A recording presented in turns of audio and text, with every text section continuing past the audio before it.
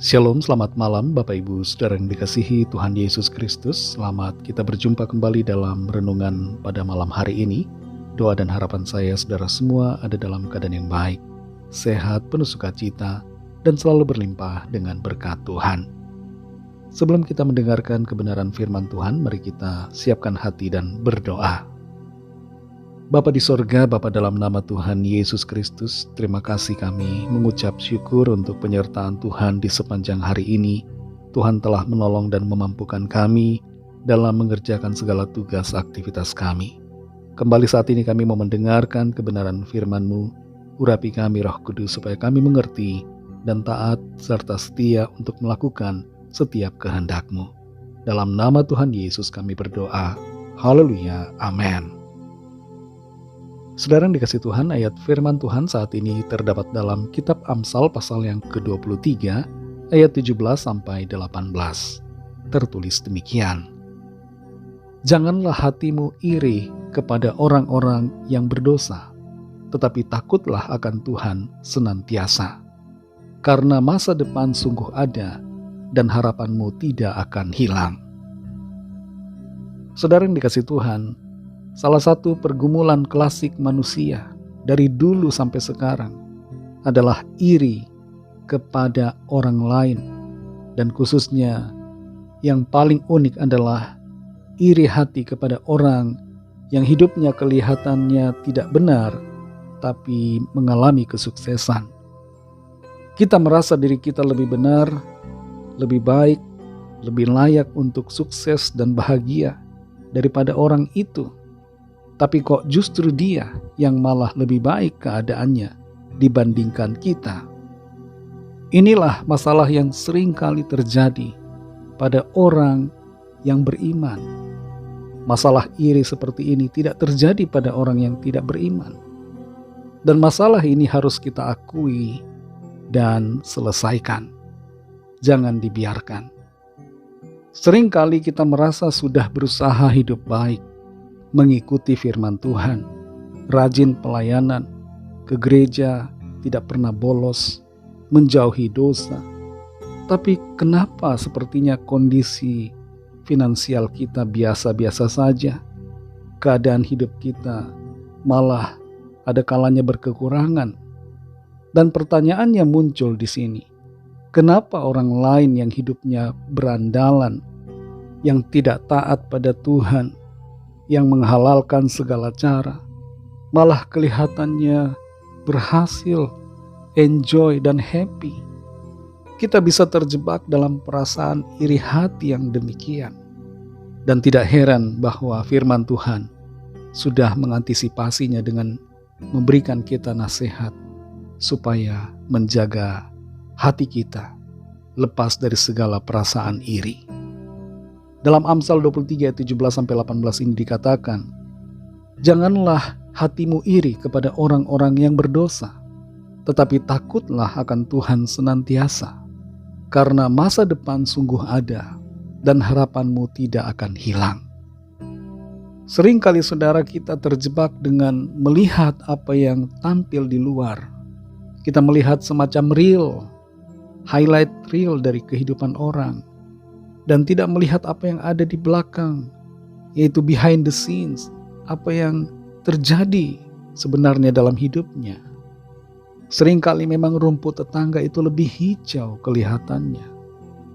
Kita menilai orang itu lebih sukses, kelihatannya bebas, hidupnya bersenang-senang tanpa batas, dan kelihatannya bahagia. Tapi itu sekali lagi hanya lapisan luarnya saja. Pemazmur Daud juga pernah bergumul dengan perasaan iri ini. Dan dia kemudian menyadari bahwa kesudahan orang-orang fasik adalah kebinasaan. Iri hati terhadap orang berdosa seringkali membuat kita tergoda untuk melakukan juga dosa yang sama. Atau kita tergoda untuk hidup bebas tanpa aturan firman Tuhan. Kita ingin hidup semaunya sendiri dan bahagia menurut pemikiran kita sendiri atau ukuran kita. Dan inilah memang bahayanya iri hati terhadap orang yang berdosa. Karena iri hati terhadap orang berdosa dapat membuat kita juga jatuh ke dalam dosa. Sebab kita menginginkan cara hidup mereka. Ada satu janji di sini. Janji yang pasti yang Tuhan sediakan buat kita. Dikatakan, takutlah akan Tuhan senantiasa. Karena masa depan sungguh ada dan harapanmu tidak akan hilang. Konsistensi dalam ketaatan pada Tuhan, konsistensi untuk mengasihi Tuhan, tidak akan pernah sia-sia, saudara. Tuhan berjanji untuk memberikan masa depan yang baik buat saudara dan saya. Dan masa depan baik itu bukan hanya di bumi ini saja, tapi dalam kekekalan bersama dengan Tuhan. Berhentilah membandingkan diri kita dengan orang lain, dan bersyukurlah dengan segala keadaan yang kita alami. Bersyukur untuk pemeliharaan dan berkat Tuhan atas kita, sekalipun mungkin tidak sebesar yang orang lain dapatkan. Bersyukur untuk anugerah Tuhan, dan tetap setia hidup mengasihi Tuhan. Tuhan tidak pernah meninggalkan kita. Dia selalu ada, menyediakan berkat dan pemeliharaan sempurna atas kita. Mari kita berdoa. Terima kasih Tuhan Yesus, kami bersyukur untuk firman-Mu yang kembali mengajar kami, menegur kami, menjamah hati kami, supaya kami tidak iri hati terhadap orang-orang yang berdosa. Orang-orang yang kelihatannya hidupnya menyenangkan sekalipun tidak taat pada Tuhan, sekalipun tidak percaya kepadamu.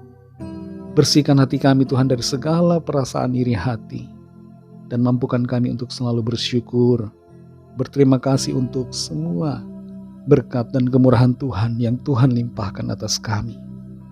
Pimpin kami Roh Kudus, untuk kami selalu hidup dalam ucapan syukur, dan selalu mengutamakan Tuhan, mengasihi-Mu dalam hidup kami.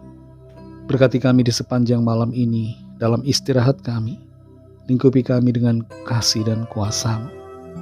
Lawat setiap kami Tuhan yang sakit dan yang sedang dalam persoalan. Nyatakan kuasa, kesembuhan, pertolongan-Mu yang ajaib, mujizat-Mu bagi setiap kami masing-masing.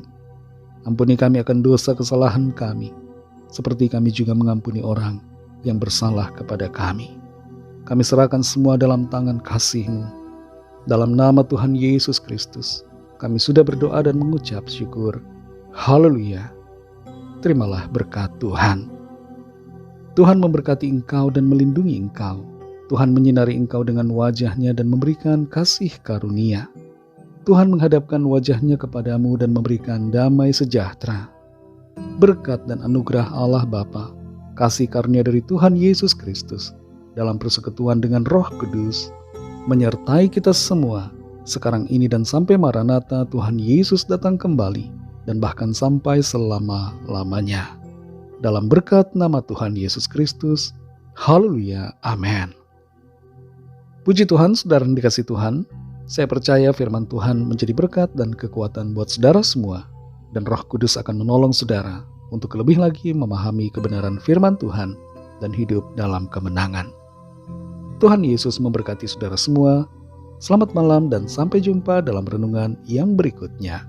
Haleluya.